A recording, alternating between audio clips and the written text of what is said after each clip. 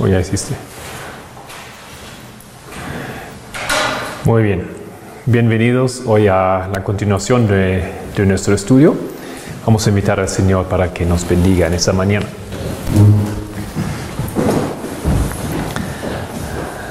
Dios Santo, nuestro Padre Celestial, gracias por ese día de preparación ha llegado para nosotros. Tenemos aquí el tiempo para continuar con los estudios. Por favor, bendíganos en ello. Una vez más te queremos pedir de todo corazón, sinceramente, que guíes lo que estamos diciendo y que guíes también a la lógica que vamos a practicar, a presentar, que también estés con los oyentes de la misma manera. En el nombre de Cristo. Amén.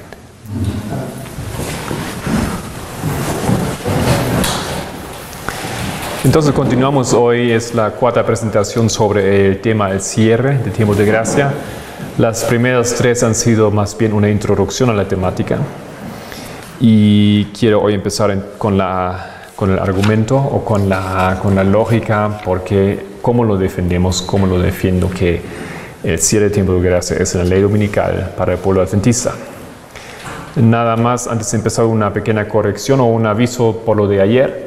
Gracias a los hermanos que me avisaron, tal vez me fui un poco lejos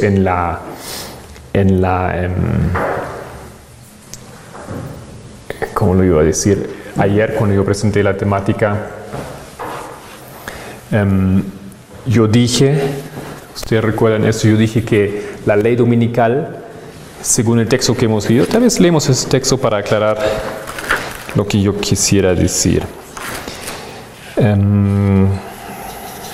Hemos leído un texto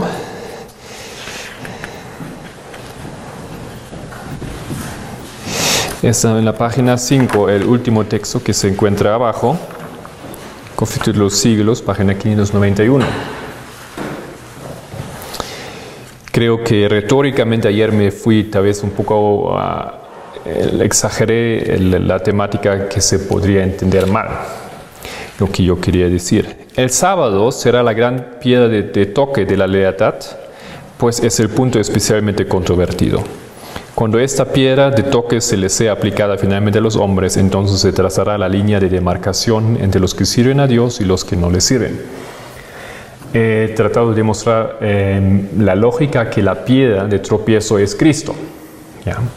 Y de esa manera yo he conectado la ley dominical con la piedra de tropiezo, que es Cristo, porque aquí dice que también el sábado es la piedra de toque, que para mí es lo mismo, la piedra de tropiezo, que causa división en dos grupos. Y esto es algo que acontece en la ley dominical. No quería decir, no obstante, que Cristo es, o la ley dominical es lo mismo como la piedra de tropiezo, ni que Cristo está en la ley dominical, pero que Cristo usa ese evento a través del sábado, que en ese momento tiene que ser ese punto controvertido, y de esa manera se convierte ese evento, ese momento, en una piedra de tropiezo, ¿ya? En la obra que Cristo puede hacer para separar el bien del mal. Entonces, eso solamente añadiendo a lo de ayer. No estoy diciendo que Cristo, que la ley dominical es algo divino, pero el asunto del sábado, que es el asunto en ese momento, eso es divino, eso representa a Cristo, eso representa la piedra de tropiezo. Ok, continuamos entonces hoy. Vamos un poco saltar algunas páginas a la página 11, titulado El Juicio. El Juicio. Primer texto de Bible Training School, 1 de diciembre de 1903.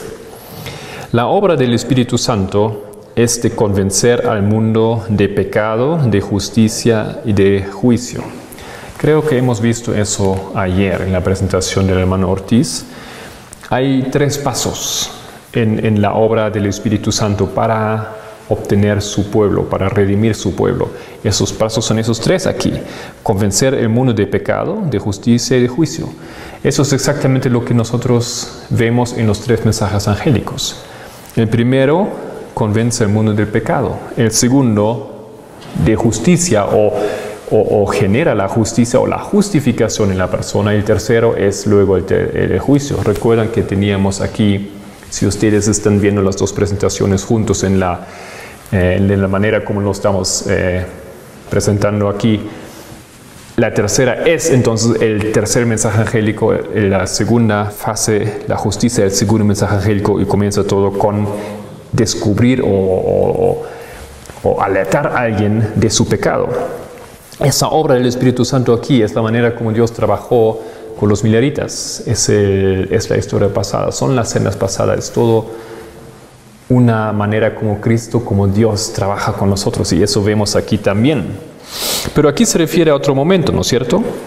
La obra del Espíritu Santo es de convencer al mundo de pecado, de justicia y de juicio. El mundo solo puede ser advertido viendo a los que creen en la verdad, santificadas por la verdad, actuando sobre principios elevados y santos, demostrando en un sentido alto y elevado la línea de demarcación entre los que guardan los mandamientos de Dios y aquellos que lo pisotean bajo sus pies. Entonces, fíjense lo que yo quiero sacar de ese texto. Si estamos aquí otra vez en nuestra línea de tiempo, llegamos a la ley dominical, Dios dice una cosa aquí. Dice, el mundo solo puede ser advertido viendo a los que creen en la verdad, santificados cuando la verdad. Y ella conecta esto con la ley dominical, diciendo, actuando sobre principios elevados y santos, demostrando en un sentido alto y elevado la línea de demarcación entre los que guardan los mandamientos de Dios y aquellos que lo pisotean bajo sus pies. Creo que ayer, ustedes recuerdan, hemos leído textos donde Elena White dice que esa línea de demarcación se demuestra en la ley dominical, que esa separación se hace más clara en este momento, porque aquí es evidente y todo el mundo se entera. Pero en esa historia hay algunos que no lo saben, ¿no es cierto? Que no lo conocen. En nuestro mundo la mayoría no tiene idea de eso, y por eso ellos necesitan la ayuda, ellos necesitan ver. Pero ¿cómo ellos pueden ver? El mundo solo puede ser advertido viendo a los que creen en la verdad, santificados por la verdad. Si en este momento nosotros no tenemos un grupo que cree en la verdad y que es santificado por la verdad, viviendo la verdad, el mundo que entra en esa fase aquí no puede ser advertido. Eso es una lógica muy, muy simple. Nosotros, el pueblo de Dios, tiene la función, como Israel tenía la función de ser una gloria, una luz para todo el mundo. Si el pueblo no cumple esa función, el mundo no puede ser advertido. Así lo dice el texto claramente. Entonces, si nosotros creemos que para el pueblo adventista el tiempo de gracia recién termina aquí, cuando termina para todos, ¿en qué momento sugiere usted el pueblo adventista va a cumplir la función de ser una advertencia para los otros, teniendo un carácter purificado, reflejando a Cristo? No va a cumplir la función nunca. Entonces, si nosotros creemos que recién el adventista, como todo el mundo tiene tiempo hasta el fin, cuando Miguel se levanta y no hay gracia para todos, no va a cumplir lo que dice aquí el Espíritu de Profecía. Él no va a ser la advertencia que el mundo necesita para despertar. Esa advertencia, entonces, viene de un pueblo que vive la verdad, que es santificada por la verdad, y tiene que estar antes para que el mundo entre después. Es muy lógico y es muy simple. Entonces, aquí en ese momento tiene que acontecer algo con nuestro pueblo. Ese pueblo de Dios tiene que ser santificado y siendo un ejemplo. Un ejemplo del pueblo va a ser en ese momento porque va a guardar el sábado, a pesar de la pena de muerte. Cuando el pueblo hace esto, el mundo ve. Eso es muy interesante y me parece un argumento realmente muy convincente en mi opinión. El mundo solo puede ser advertido. El mundo no se es advertido leyendo la Biblia, lamentablemente, ¿ya? Aquí está toda la advertencia. Pero el mundo quiere ver para creer, ¿no es cierto? Ellos dicen, eso es lo que Satanás ha metido en las cabezas, que para nosotros es imposible guardar esa ley que está aquí. Pero si yo, como ser humano, de repente veo a alguien que la guarda, la cosa cambia. La convicción para mí, ser humano, es más fácil. Encima, yo puedo decir, yo no conozco a nadie que guarda la ley. ¿Cómo voy a saberlo? ¿No es cierto? Nosotros no podemos ver en los corazones. Pero cuando una persona está sometida a una situación donde por la vida se decide si él va a guardar la ley o no, entonces yo puedo ver. Y eso es la advertencia que el mundo necesita, y por eso el pueblo adventista, el pueblo de Dios, tiene que ser preparado y listo antes que el mundo. Hay más textos, por supuesto, que dicen esto. Continuamos con el siguiente texto. Palabras de vida del Gran Maestro, página 93-94. Tanto la parábola de la cizaña como de la red enseñan claramente que no hay un tiempo en el cual todos los malos se volverán a Dios. El trigo y la cizaña crecen juntos hasta la cosecha. Los buenos y los malos peces son llevados juntamente a la orilla para efectuar una separación final. Además, esas parábolas enseñan que no habrá más tiempo de gracia después del juicio. Una vez concluida la obra del Evangelio, sigue inmediatamente la separación de los buenos y los malos, y el destino de cada clase de personas queda fijado para siempre. ¿No hemos leído ya algunos textos que nos dicen que la ley dominical hace la separación de los buenos y de los malos? Que se estampe el sello o se entrega la marca de la bestia en la ley dominical. Para los que saben, por supuesto. ¿Ya? Entonces, no habrá más tiempo de gracia después de ese evento. Ese texto es claro, pero tal vez nos falta sustancia para abrazarlo y para encararlo y entenderlo de esa manera. Continuamos. ¿Qué es la cizaña? ¿Quiénes son la cizaña? En el trigo siempre hubo y habrá cizaña, las vírgenes prudentes con las insensatas. ¿Qué es la cizaña entonces? Son las vírgenes imprudentes. Elena White en este texto se refiere exclusivamente a la iglesia adventista del séptimo día. Son los que forman ese grupo de personas que saben que el esposo viene, que se preparan o no se prepararon tanto. Los que no tienen aceite en sus recipientes con sus lámparas son las insensatas. Entonces, ese evento aquí arriba, que no habrá más tiempo de gracia después del juicio, se refiere a la parábola de la cizaña y también se refiere a la parábola de la red. Son parábolas que refieren al pueblo de Dios. Es un mensaje aquí para el pueblo de Dios. En esas parábolas, nosotros solemos ver esas cosas afuera, ¿no es cierto? Unos que conocen la palabra y otros que no conocen, pero eso aquí son los dos grupos dentro de un pueblo. Entonces viene algo sobre ese pueblo, es el juicio, y después del juicio, dice aquí, no habrá más tiempo de gracia. Vamos a ver si la ley dominical entonces es el juicio para el pueblo de Dios. A ver si eso queda claro a través de esas presentaciones, porque si así es, entonces no habrá más tiempo de gracia después. Y no podemos fiarnos en la idea que tenemos gracia como todo el mundo hasta el final. Siguiente texto, Testimonios para los Ministros, página 438 en adelante. Todos los fornicarios estarán fuera de la ciudad de Dios. Los ángeles de Dios ya están trabajando en el juicio. Y el Espíritu de Dios abandona gradualmente el mundo. Eso hemos leído ayer también. Con la ley dominical, a partir de ese momento, el Espíritu de Dios se está retirando gradualmente del mundo, ¿no es cierto? Hemos leído esto ayer. El triunfo de la iglesia está muy cercano. La recompensa que ha de ser conferida está casi a nuestro alcance y sin embargo la iniquidad se halla entre los que pretenden tener el pleno fulgor de la luz del cielo. Sin embargo, la iniquidad se halla entre los que pretenden tener el pleno fulgor de la luz del cielo. ¿Quiénes son ellos? Se refiere aquí a nuestro pueblo, a nuestra iglesia. El que preside sobre su iglesia y los destinos de las naciones está llevando adelante la última obra que debe realizarse en favor de este mundo.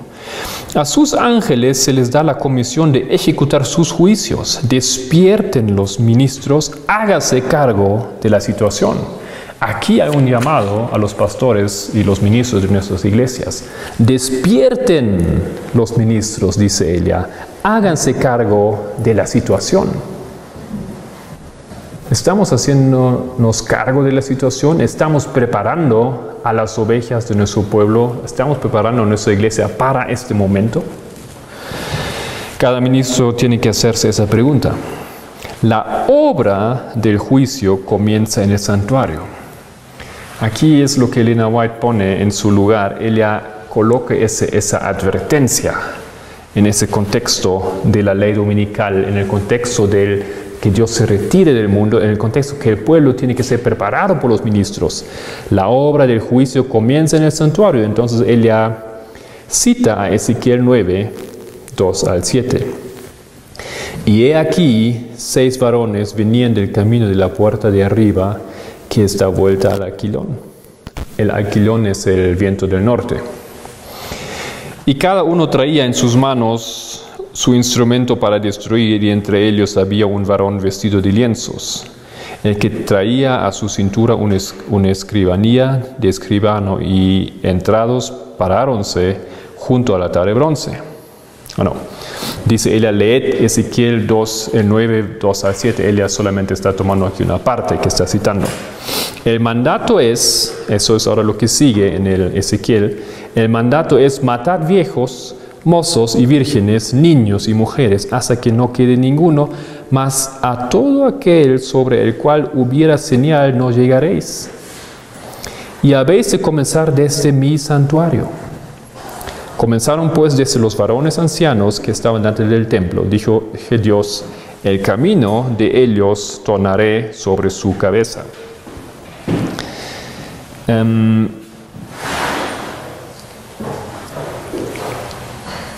Aquí nosotros vemos una obra de los ángeles, una obra en el pueblo. Ellos marcan unos con el sello y los otros no.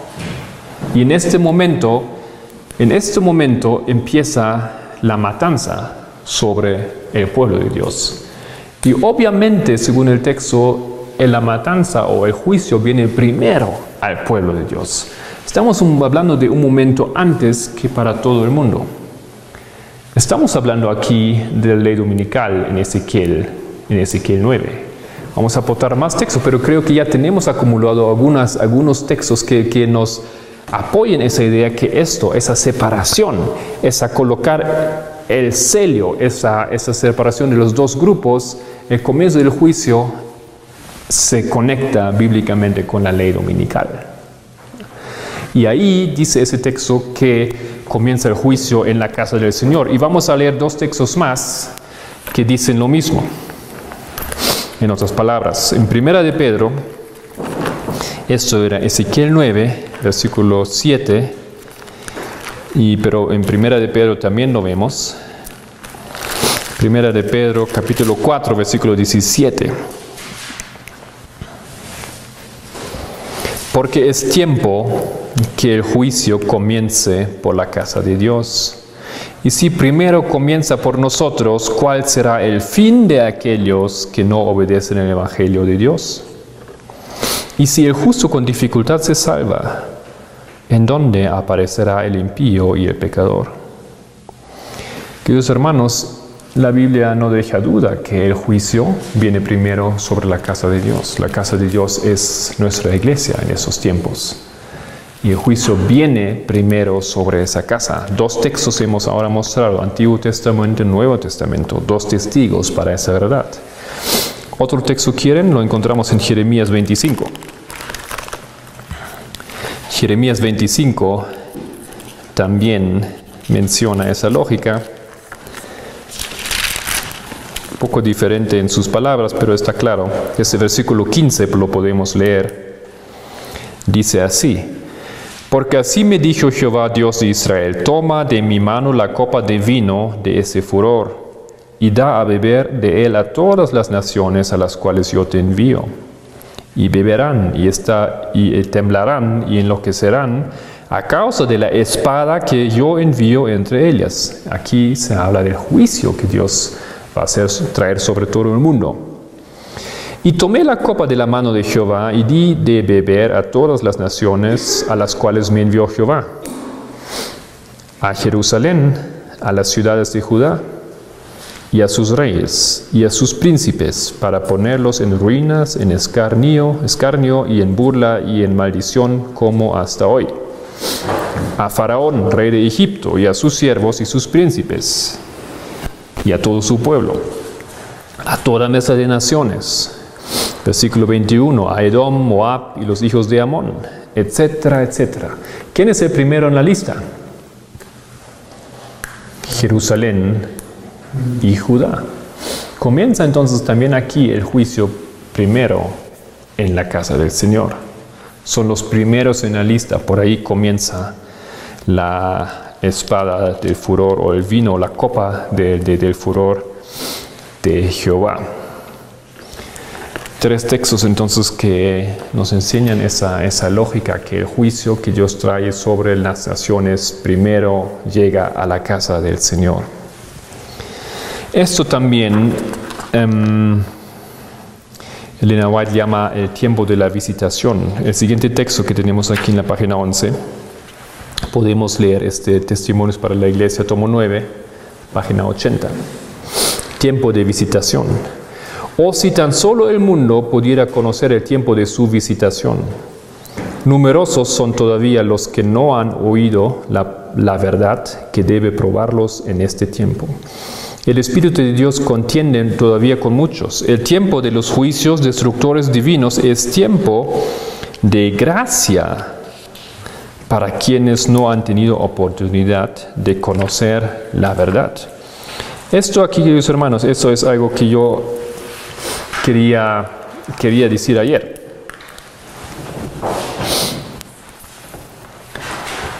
El Espíritu de Dios contiene todavía con muchos. El tiempo de los juicios destructores divinos es tiempo de gracia para quienes no han tenido oportunidad de conocer la verdad.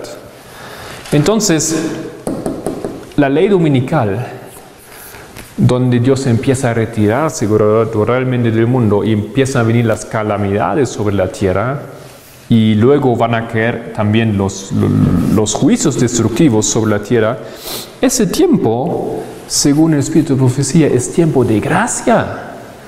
Eso es lo que yo quería decir. La ley dominical es una última oportunidad para el mundo. Es tiempo de gracia. ¿Para quién? Para los que no han tenido oportunidad de conocer la verdad. ¿Ya? El pueblo adventista ha tenido tiempo para conocer la verdad. El tiempo adventista conoce, sabe que es el sábado, pero para el mundo esto es tiempo de gracia. Entonces, para los otros, ¿cómo es? No es tiempo de gracia. Para nosotros que conocemos la verdad, se termina el tiempo de gracia, porque eso es para el mundo, destinado para ellos. Continúa el texto: el Señor los mirará con amor, a ellos, a los otros. Su corazón compasivo se conmueve, su brazo está todavía extendido para salvar, mientras que la puerta ya se cierra sobre aquellos que rehusaron entrar. Queridos hermanos, si nosotros tenemos la teoría que el tiempo de gracia para nosotros termina aquí, cuando Miguel se levanta con la espada, colocándose las vestiduras de guerrero, alguien que se venga, cuando eso acontece en Daniel 12, y cuando termina el tiempo de gracia para todo el mundo, si nosotros pensamos que nosotros como iglesia tenemos tiempo hasta este momento, estamos en contra de lo que dice la palabra aquí del Espíritu de Profecía. Él dice que los juicios son destinados, ese tiempo es tiempo de gracia para el mundo. Pero para los otros que han conocido la verdad, se ha cerrado la puerta. evidentemente antes que para el mundo se tiene que cerrar la puerta de gracia para nuestro pueblo. Y es totalmente lógico, porque como vimos en el primer texto, este pueblo aquí tiene que ser luz para aquellos en ese tiempo. Si ese pueblo no está preparado en ese momento y piensa que va a tener la mismo tiempo de todavía cambiar y trabajar en su carácter, de sacar sus pecados, hasta el último momento, entonces ¿en qué momento se convierte en luz? Simplemente no cumple con su función que Dios le había destinado.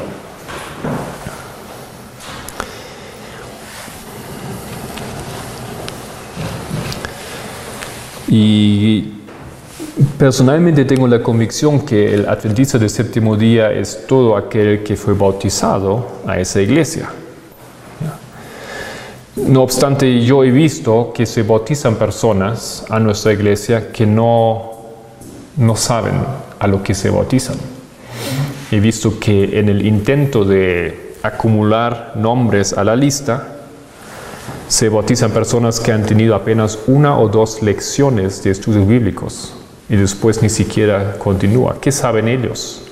¿Qué luz ellos han tenido? No han tenido esa luz. Ya no han seguido a los pasos que realmente preparan a alguien para ser adventista del séptimo día. Yo he visto en Bolivia que han hecho bautismos y las personas en el sábado no sabían que era un día que tienen que guardar. Ni sabían a dónde ir porque no les había comunicado que iban a ser adventistas del séptimo día. Pero en la lista ya estaban. Y con esa lista han ido para abrir la iglesia, para presentar la misión. Tenemos tantas personas, ya podemos abrir la iglesia.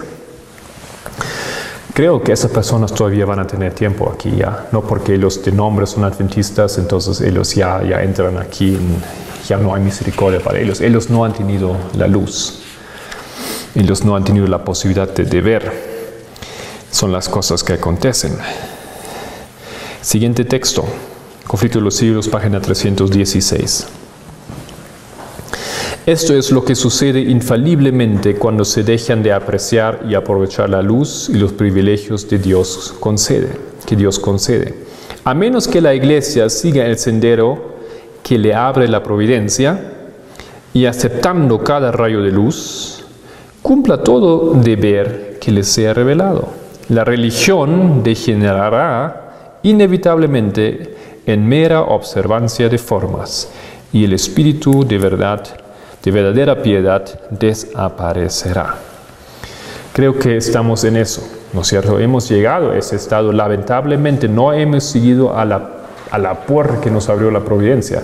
Y fíjense que aquí providencia se escribe con mayúscula, ¿ya? Es Dios que trabaja a través de la providencia. Y si la iglesia no sigue a las puertas que se abren, el sendero que se abre por la providencia, entonces cae en esa situación que aquí se describe, meramente formas.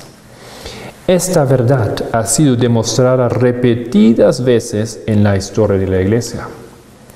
Ayer el hermano Leo empezó a demostrar eso, que hay líneas de reforma en la historia de todo el mundo. Estas líneas se han repetido varias veces. Podemos poner la línea de la historia de Noé, sobre la línea de la historia de Ezequiel, sobre la línea de la historia de Elías, sobre la línea de Moisés, de los tiempos de los apóstoles, de los mileritas, y vemos ahora acontecer los mismos eventos en nuestro tiempo también. Esos son aquí las repetidas veces cuando se ha mostrado esta verdad en la historia de la iglesia. Dios requiere de su pueblo obras de fe y de obediencia que correspondan a las bendiciones y privilegios que Él le concede. La obediencia requiere sacrificios y entraña una cruz. Por esto fueron tantos los profesos discípulos de Cristo que se negaron a recibir la luz del cielo. Y como los judíos de antaño no conocieron el tiempo de su visitación. Esto es aquí lo que nosotros queremos entender, ¿qué es eso? ¿Qué es el tiempo de su visitación? El pueblo de Dios, según ese texto aquí, desconoce el tiempo de su visitación. No sabe cuándo tiene que estar preparado. No sabe cuándo Cristo viene. Hemos leído en Jeremías, en el primer día de Jeremías 5, que el pueblo, lo voy a ver otra vez, es el versículo 4, ciertamente ellos son pobres, han enloquecido, pues no conocen el camino de Jehová, el juicio de su Dios. No conocen. Nosotros como pueblo no conocemos el tiempo de su visitación, de nuestra visitación. A causa de su orgullo y incredulidad, el Señor los dejó a un lado y reveló su verdad a los que, cual los pastores de Belén y los magos de Oriente, prestaron atención a toda la luz que habían recibido. El pueblo de Dios que tenía que ver y recibir al Salvador no sabía ni siquiera que iba a venir. Y eso es lo mismo que en nuestra historia está aconteciendo. Nuestro pueblo no se está preparando, no sabe que Cristo está en las puertas. Aunque lo profesan, pero la vida demuestra que no lo creen.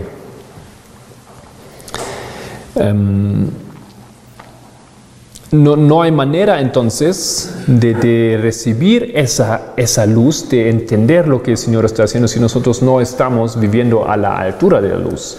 Si no estamos siguiendo al sendero que el Señor por su providencia está demostrando. Siguiente texto, Testimonios para la Iglesia, tomo 4, 190 en adelante. Por causa de su ignorancia, la situación de los pecadores que no han gozado de la luz y de los privilegios que los adventistas del séptimo día han podido gozar será más favorable ante Dios que aquella de los que son infieles mientras están vinculados con su obra y profesan amarlo y servirlo. Wow, aquí está entonces la explicación. Hay algunos que están en ignorancia. Son aquellos que hemos leído en Testimonios para la Iglesia, tomo 9, los que no han tenido la luz, que no saben. Los de su ignorancia, para ellos será más favorable. Ellos serán más favorables ante Dios que aquellos adventistas del séptimo día que sí saben. Y que sí, como dice aquí, que se están vinculando con su obra y profesan amarlo y servirlo. Cristo vertió lágrimas en el monte. Su corazón estaba angustiado y roto porque su pueblo escogido no correspondía a su amor y le mostraba ingratitud. Había trabajado incansablemente para salvarlo del destino que estaba a punto de traer sobre sí. Pero su pueblo rechazó su misericordia y no había el tiempo de su visitación. Y no sabía el tiempo de su visitación. Interesante. Elena White aquí conecta la historia de los judíos en el tiempo de la venida de Cristo con la situación de nuestra iglesia. No sabemos, no sabieron ellos tampoco el tiempo de su visitación. Su tiempo de privilegios llegaba a su fin, pero sus ojos estaban tan ciegos que no era capaz de verlo.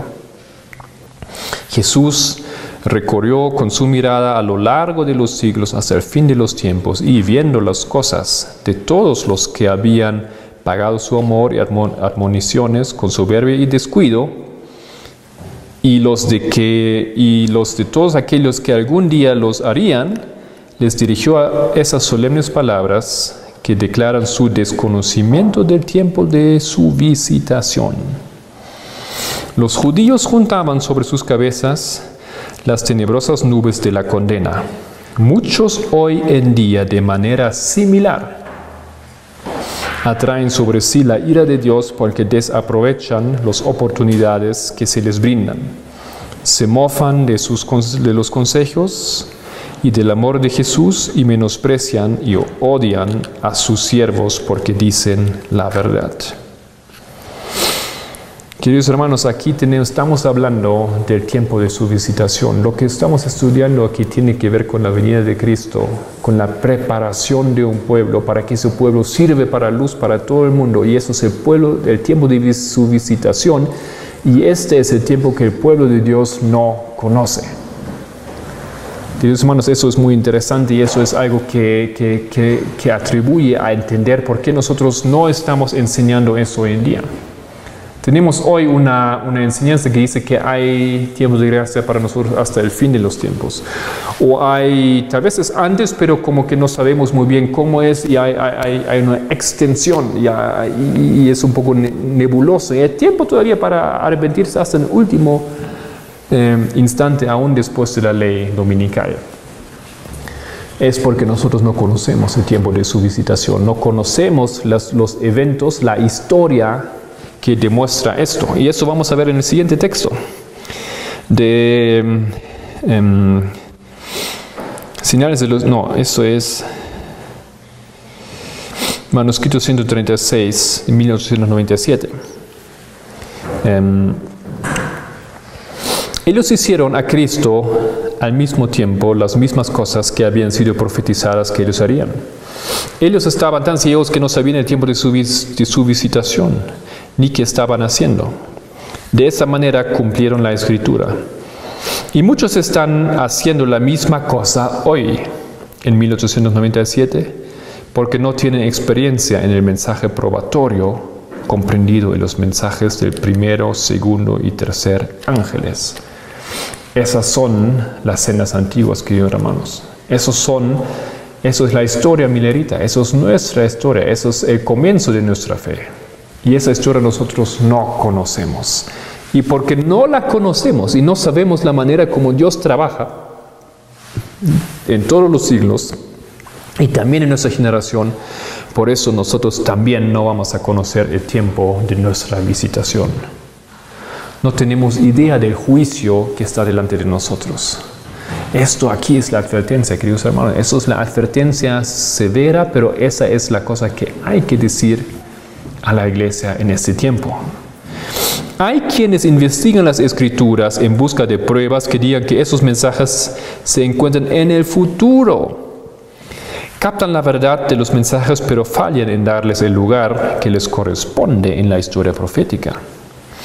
Por lo tanto, los tales corren el peligro de descarriar al pueblo en lo que respecta a la ubicación de los mensajes.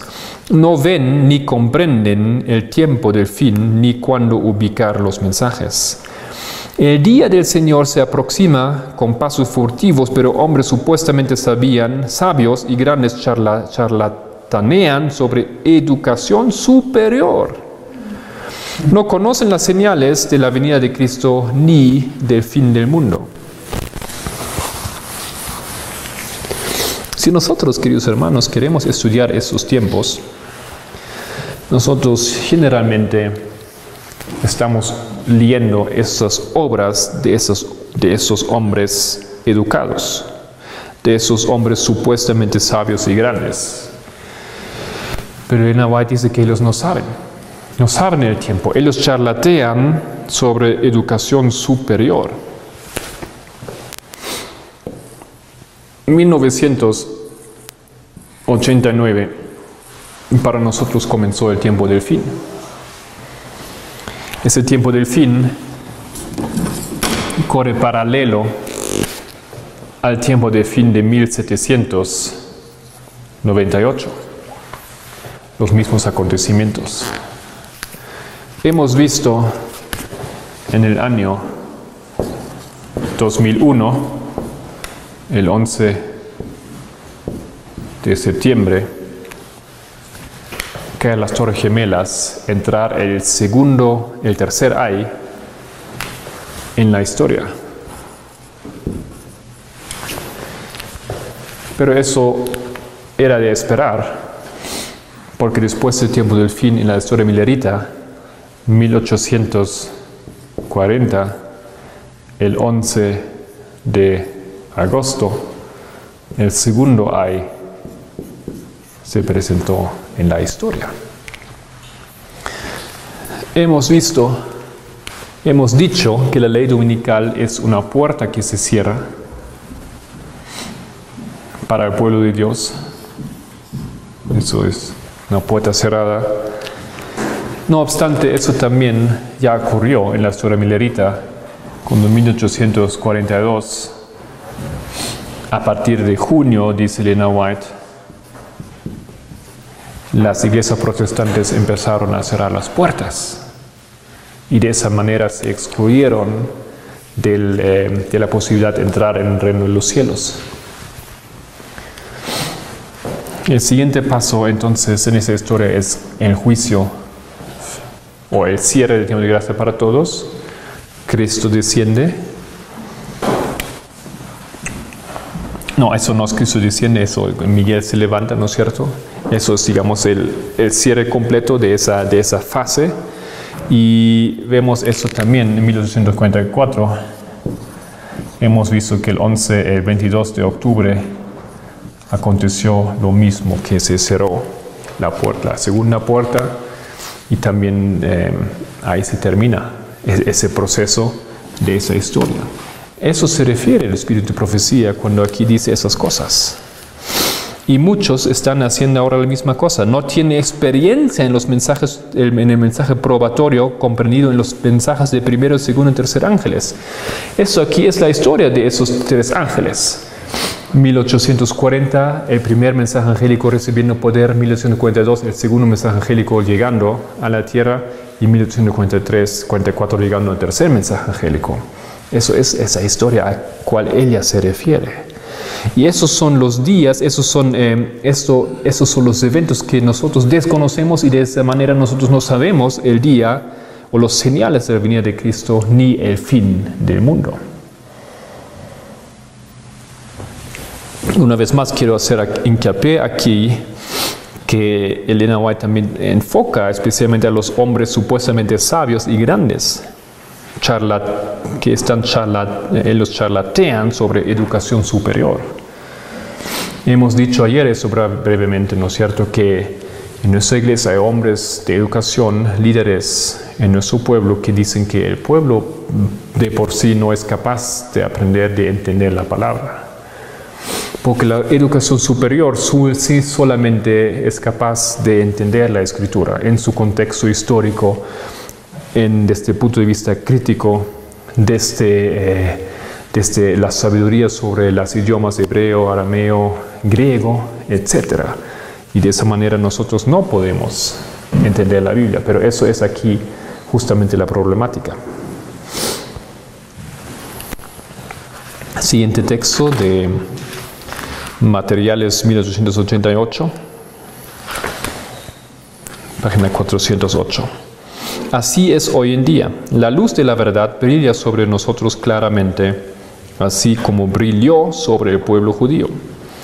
Pero los corazones de los seres humanos son tan duros y difíciles de impresionar como en los días de Cristo, porque no sabían a qué se oponían. Muchos quienes claman estar parados bajo la luz están en oscuridad y no lo saben. Han cubierto a sí mismos en incredulidad y dicen que la oscuridad es luz y la luz es oscuridad. Ellos ignoran lo que están condenando y a qué se oponen. Pero su ignorancia no es una que Dios excusará, porque les había dado luz y ellos la rechazaron. Estamos todo el tiempo aquí tratando con ese pueblo que se viste la vestimenta de ser los representadores de Cristo, los que han recibido luz, que supuestamente deben saber. Estamos hablando totalmente aquí de ese tiempo, de ese pueblo. Y continúa, pero su ignorancia no es una que Dios excusará, porque les había dado luz y ellos la rechazaron. Tienen delante de ellos el ejemplo del pasado, pero no son advertidos. Y incredulidad les encierra en una oscuridad impenetrable. Ellos rehúsan aceptar a los testimonios en los cuales deberían creer, y están listos para aceptar cotilleo y testimonios de hombres demostrando su incredulidad y disposición a creer lo que quieren. ¿No dice Oseas 4:6 que mi pueblo perecerá por falta de conocimiento? ¿No es eso lo que dice aquí el espíritu de profecía? Porque ellos no conocen la historia, ellos no conocen cómo Dios ha trabajado en ellos no entienden esa lógica de los eventos. nosotros no entendemos que así tiene que ser porque esto abarca una lógica. Vamos a llegar a eso todavía en las presentaciones que vienen. Básicamente, lo que aquí yo quiero demostrar es que esos son, ¿no es cierto?, son 3 pasos: primer, segundo, tercero. Y esos pasos tienen una secuencia. El primero tiene que venir primero. No puede venir en esa posición, porque el primero te prepara para el segundo, y cuando pasas el primero, eres admitido para el segundo. El segundo te prepara para el tercero. Y después del tercero, ¿qué hay? Después del tercero, hay un pueblo de Dios. Eso es la función de esos mensajes angélicos. Ellos sacan un remanente. En la historia milerita, sacando de los protestantes un grupo que iba a presentar el Israel espiritual. En nuestro tiempo, juntando en todo el mundo un grupo que va a ser el verdadero pueblo de Dios que va a entrar en los cielos. Tenemos aquí una lógica que tiene una función, que tiene un destino, que cumpla algo, que tiene un resultado. Pero no lo entendemos. Entonces todo lo que nosotros estudiamos, también ese tema del cierre de tiempos de gracia, tiene que ver mucho aquí con esos diagramas. Esos diagramas representando el librito abierto, las verdades que se descubrieron en el tiempo de los mileritas. Tú no puedes dejar eso al lado. Elena White, ya por lo menos 2 veces hemos leído aquí, está haciendo hincapié en esta historia del pasado. Y ahora nosotros continuamos con ese argumento que hemos empezado a dar. Hemos leído que el mundo solo puede ser advertido a través de aquellos que representan la verdad, creyendo en la verdad. Vamos a ver ahora en los siguientes textos qué significa esto.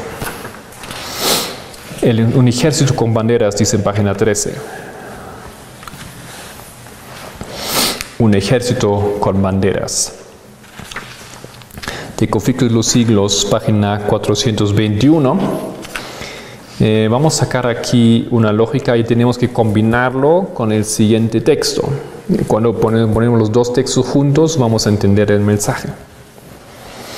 El profeta dice: ¿pero quién es capaz de soportar el día de su advenimiento? ¿Y quién podrá estar en pie cuando él apareciere? Porque será como el fuego del acrisolador y como el jabón de los bataneros. Pues que se sentará como acrisolador y purificador de la plata. Y purificará a los hijos de Leví y los afinará como el oro y la plata para que presenten a Jehová ofrenda en justicia.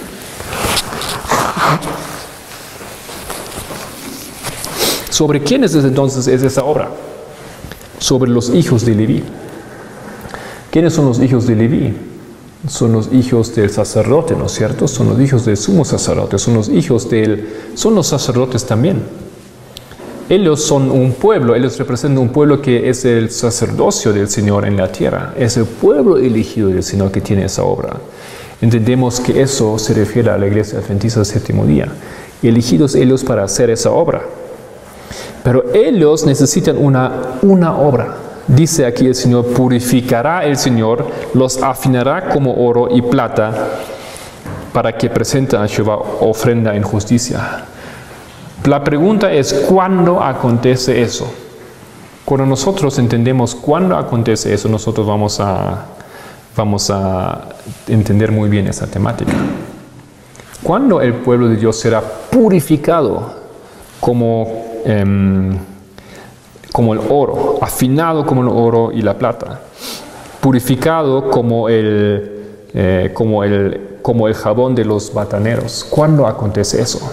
Eso significa, esa purificación, que uno va a estar limpio, ¿no es cierto? Limpio de todo que es espurio, que todo es mal. En términos espirituales, limpio de pecado. ¿Cuándo acontece eso? ¿En el cielo o en la tierra? ¿En qué momento si es en la tierra? Continuamos lo que dice aquí. en ese texto. Los que vivan en la tierra cuando cese la intercesión de Cristo en el santuario celestial deberán estar en pie en la presencia de Dios santo sin mediador. ¿Okay? Para esa situación, para ese tiempo, cuando uno tiene que vivir en la tierra y no hay mediador en el cielo, uno no puede sobrevivir ese tiempo sin estar limpio de pecado. Si yo no tengo pecado, no necesito mediador, ¿no es cierto? Solo necesito mediador, solo necesito Cristo porque tengo pecado. Si no tengo pecado, no necesito la obra de intercesión de Cristo. Oh, disculpan, un poco la alergia aquí. Entonces eso es aquí importante, tiene una función eso. Continúa, sus vestiduras deberán estar sin mácula, sus caracteres purificados de todo pecado por la sangre de la aspersión. Por la gracia de Dios y sus propios y diligentes esfuerzos deberán ser vencedores en la lucha con el mal. Esa obra aquí que Dios está haciendo en los hijos de Leví es una obra de liberar a su pueblo completamente de todo pecado. No hay más mácula, sus vestiduras son puras, sus caracteres purificados de todo pecado por la sangre de la expiación. ¿Cuándo, queridos hermanos, acontece esto? Tienen que ser ellos esa obra, ¿no es cierto? Sí, ellos tienen aquí una gran porción de esfuerzo. Por la gracia de Dios y por sus propios y diligentes esfuerzos deberán ser vencedores de en la lucha con el mal. Queridos hermanos, esto es todavía en los tiempos antes que Cristo viene. Eso es en el tiempo antes que se cierre el tiempo de gracia, obviamente. Y en esa obra tú y yo tenemos que empeñarnos con un grande esfuerzo. No es correcto que pensamos que Dios ya hace. Que nosotros así vivimos y oramos y Dios hace. Mientras se prosigue el juicio investigador en el cielo, mientras que los pecados de los creyentes arrepentidos son quitados del santuario, debe llevarse a cabo una obra especial de purificación. Me gusta mucho aquí esa expresión. Nosotros estamos en el tiempo donde Dios requiere de nosotros una obra especial de purificación. ¿Por qué dice especial? Porque el tiempo de gracia se cierre pronto para nosotros y hay que apurarse en ese esfuerzo. Y eso no es algo que viene así nomás. No es algo que va a entrar así nomás. Tenemos que tomar medidas en nuestras vidas para lograr esto. Debe llevarse a cabo una obra especial de purificación, de liberación del pecado entre el pueblo de Dios en la tierra. Fíjense, entre el pueblo de Dios en la tierra, aquí hay un mensaje para nosotros. Dios espera de nosotros que nos remedimos completamente trabajando con Él del pecado. Él espera de nosotros una obra especial de purificación entre el pueblo de Dios. Esta obra está presentada con mayor claridad en los mensajes del capítulo 14 de Apocalipsis. Queridos hermanos, ¿qué es Apocalipsis 14? Los 3 mensajes angélicos. Es esa historia. En un tipo, esa historia de los 3 mensajes angélicos se cumplió en el tiempo de los mileritas. Primer, segundo, tercer mensaje angélico. El antitipo, no obstante, nos espera a nosotros. Primero, segundo, tercer mensaje angélico cumpliéndose otra vez. ¿Cómo uno puede entender lo que ella dice aquí? Esta obra, la obra de purificación, se entiende mejor se presenta con mayor claridad en Apocalipsis 14. ¿Desde cuándo nosotros usamos Apocalipsis 14 para predicar la obra de purificación? No entendemos que esta historia aquí es la obra del Evangelio. Es una obra del Evangelio que prepara al carácter para que sea limpio y puro y sin mancha alguna. Es aquí esa obra de los 3 mensajes angélicos que hace eso. Los 3 mensajes angélicos no son 3 ángeles que volaron en ese tiempo y que hicieron algo extraordinario. Es una obra, es un mensaje entre nosotros que cambia nuestras vidas. Es una obra destinada para obtener un pueblo de Dios al final. Solamente así nosotros lo podemos entender, que dice aquí el Espíritu de Profecía. Esta obra de purificación se presenta con mayor claridad en los mensajes del capítulo 14 de Apocalipsis. Qué maravilloso es eso, pero si no conocemos cómo Dios ha guiado su pueblo en el pasado, ese pueblo, por falta de ese conocimiento, perecerá. Cuando esta obra haya quedado consumada, los discípulos de Cristo estarán listos para su venida. Entonces la ofrenda de Judá y de Jerusalén será grata a Jehová, como en los días de la antigüedad y como en los años de remotos tiempos. Entonces la iglesia que nuestro Señor recibirá para sí será una iglesia gloriosa, no teniendo mancha, ni arruga, ni otra cosa semejante. Entonces ella aparecerá como el alba, hermoso como la luna, esclarecida como el sol, imponente como ejército con banderas tremolantes. En la próxima presentación, queridos hermanos, vamos a continuar con eso, porque recién estamos abriendo un pensamiento. Tenemos aquí la primera parte de ese pensamiento. Yo quiero entonces saber cuándo acontece eso. ¿Cuándo será purificado el pueblo de Dios, los hijos de Leví? ¿Y cuándo Dios tiene un ejército con banderas? Cuando yo sepa eso, entonces yo lo puedo colocar ahí. Entonces yo sé en qué momento yo tengo que estar listo. ¿Tengo tiempo hasta el final o tengo que realizar esa obra algo antes que el mundo? Continuamos en la próxima hora y vamos a encontrar la respuesta con seguridad.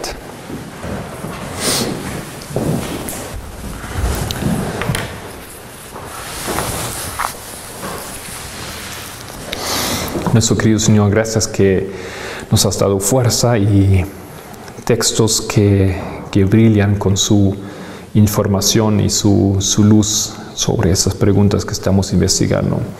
Querido Dios, ayúdanos a continuar en la próxima hora para que así concluimos un pensamiento. En el nombre de Cristo. Amén.